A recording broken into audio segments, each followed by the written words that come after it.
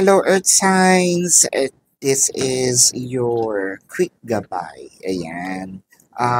Hopefully magawa natin to araw-araw, no? So, we will be discussing different stages of being in a relationship. Of course, magsisimula tayo dun sa mga singles, no? And then, dun po sa mga may mutual situationship, no? So, walang label. So, susunod po is yung sa may mga relationship pero hindi pa kasal. Tapos, mag-jump po tayo doon sa mga may kasal, no, or meron ng mga anak or family. And then, our last topic will be those who are in separation. No? So, tingnan natin. For those of you who's new to the channel, don't forget to click the subscribe button, smash the like button, comment below, no? Kung kayo nakaka-resonate, and hit that notification bell. At kung gusto niyo po ng dalawang reading po sa akin, meron po tayo doon sa kabilang channel, that is Babaylan TV. No? That channel is catered for our international audience. Ayan. So, nagla-live din po tayo doon. Pero kung wala po kayong time para sumali sa ating live sessions, well, dito po sa comment section po, no? Dito sa video na ito sa YouTube, pwede po kayong magtanong as long as the question is answerable by yes or no. So, pero kung hindi naman po kayo masasatisfy sa yes or no, no? Meron pong sa description box, no? Click that link, you will be routed to my page. Type in your question and then click submit. Follow the instructions, no? Siyempre, nagpapahinga din po tayo. Pag natsyempohan nyo po talagang gising ako at walang ginagawa, sumasagot naman po tayo right off the bat.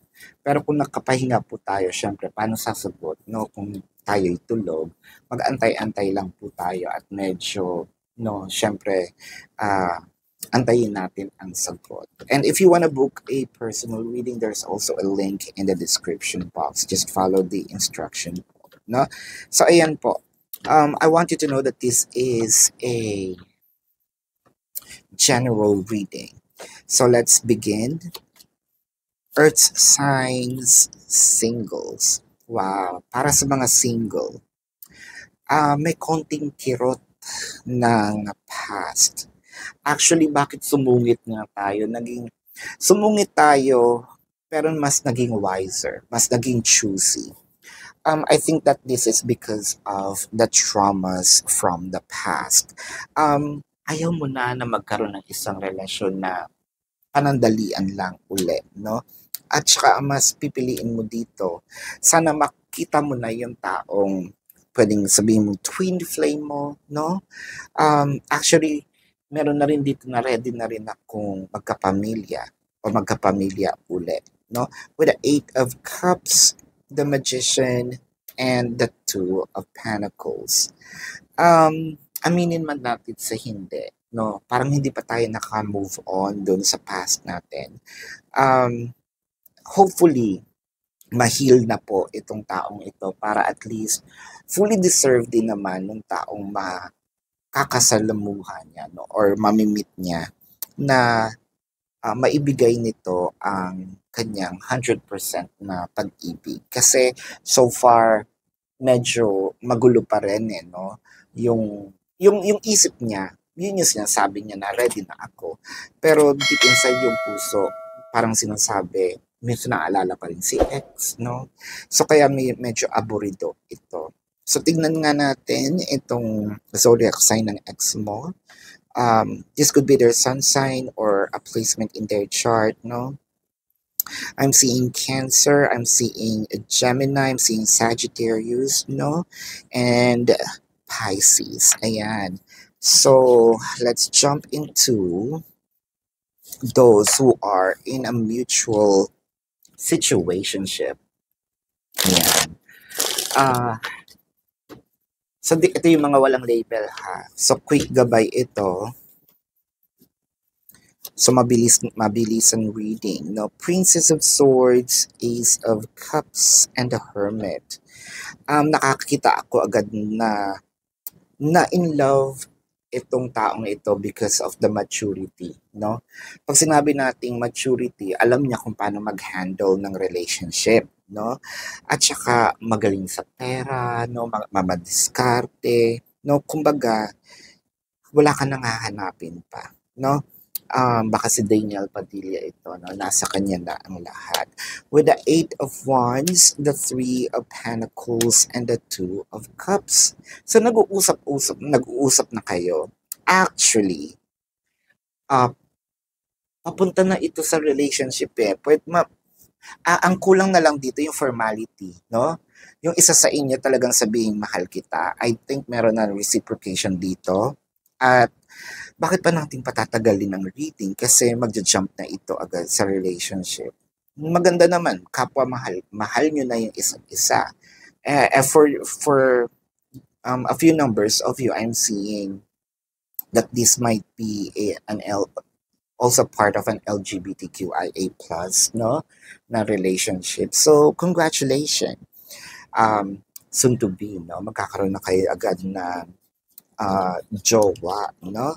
So, speaking of, tumalo na tayo doon sa mga meron na in a relationship, pero yung wala pa yung kasal ha, wala pa din yung anak, no? Kasi dadating tayo dun sa couples after this, no? So, the Nine of Pentacles, the Magician, and the Seven of Wands. Oh, masaya naman. Actually, nakikita ko dito, napaka-meticuloso, napaka-madiskarte, no? Hindi basta-basta ginagamit ang puso lang, hindi rin basta-basta puro isip lang. I think balance itong dalawang ito. With the Ace of Pentacles, the Star, and the Tower moment. Tower moment is clarified by the King of Wands and the Seven of Swords. So, nagkaroon lang dito ng issue kasi merong nagbalita or nag-assume na yung mga Marisol, baka sinabi, oy, may third party. Pero na-explain naman na hindi pala ito, not third party. Mabuti na lang, magaling mag-explain yung isa.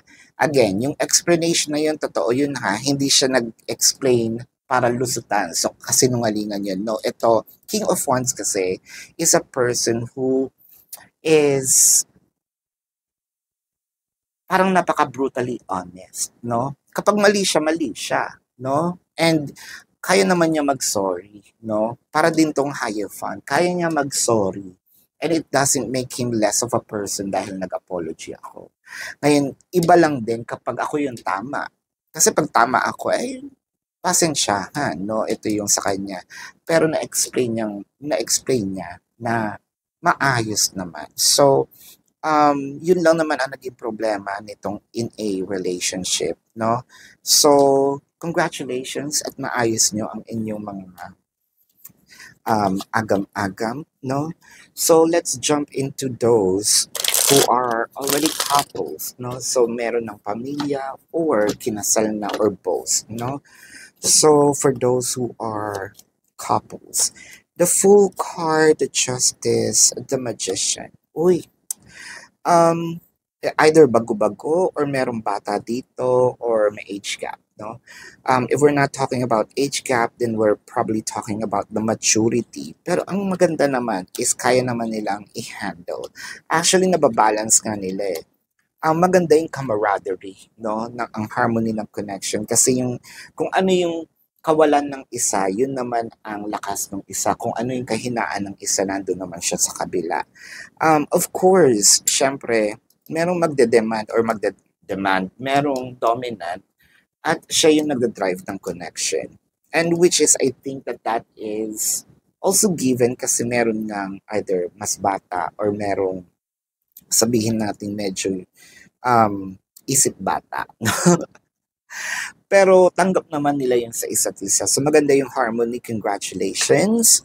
No? How about doon sa mga already in a separation? Ayan. So paano na kung nandito tayo sa separation na? No? In separation mode. Ayan.